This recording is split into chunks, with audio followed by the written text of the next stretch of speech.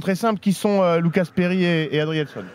Alors, en un mot, ça a été 2 cadres de la saison de Botafogo, parce que très franchement, ça a été parmi les meilleurs joueurs de l'équipe. On peut même dire que jusqu'à aller aux 2 tiers de la saison, on pouvait même les considérer comme, pour l'un, le meilleur gardien, l'autre, le meilleur défenseur du championnat. Après, ça c'est un peu... Ouais, très clairement, Botafogo a fait une première partie de saison absolument incroyable.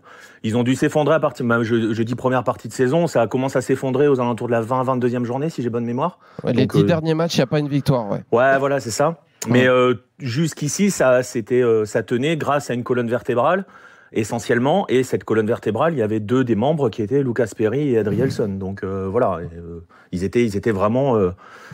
dans les cadres de la bonne saison de Botafogo. Avant de te redonner la parole, Nicolas, je me tourne vers Sofiane parce que autant Adrielson, défenseur central, moi je suis allé évidemment bosser un peu, j'ai regardé des highlights, c'est toujours un peu trompeur, mais ça a l'air d'être un sacré défenseur. Je t'enverrai mes highlights aussi, j'étais très bon. Lucas Perry, gardien de but, c'est... je sais pas, Lopez est remis en question, il est plus indiscutable, on veut le titiller un peu. Non, toute la communication, elle a été axée sur vous inquiétez pas, Anthony Lopez, tu vas rester dans la cage jusqu'à la fin de l'année. Il est là pour s'adapter, Perry, jusqu'à la fin de la saison. Donc non, au contraire, c'est essayer de ménager, parce que c'est un cadre du vestiaire, mais c'est un membre important du club de manière générale. Donc non, évidemment que l'objectif, c'est pas de le sauter dans les prochaines semaines. Moi, en revanche, sur... la stratégie mercato, sincèrement, moi je veux bien qu'on parle des deux et de leur qualité, mais t'as pas besoin d'un gardien immédiatement. Il y a plusieurs choses qui me dérangent. Il y a le poste du gardien de but, pour moi, tu n'en as pas besoin immédiatement. Le défenseur central, évidemment que Lyon a besoin à chaque poste, mais pour moi, c'est pas prioritaire. Il y a le milieu de terrain qui est prioritaire. Il y a les ailiers où tu n'as presque plus d'ailiers.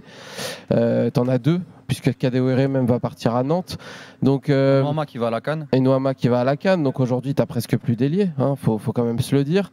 Tu as envoyé Jeffinho à Botafogo. Et le package, les 2, 20 millions. Sachant que tu avais une marge de transfert de 40 minimum. Si tu vendais, tu pouvais monter à 65. Donc on parle d'un club qui a des manques criants à de nombreux secteurs de jeu et qui va mettre 20 millions. D'ailleurs, pourquoi ils mettent 20 millions? Puisque c'est la même entité. Comment tu définis les 20 millions? C'est quoi le délire? Il y a un côté comique même dans cette histoire-là. Donc t'amputes ton budget mercato de 20 millions d'euros sans utiliser ta cellule mercato. On va en débattre.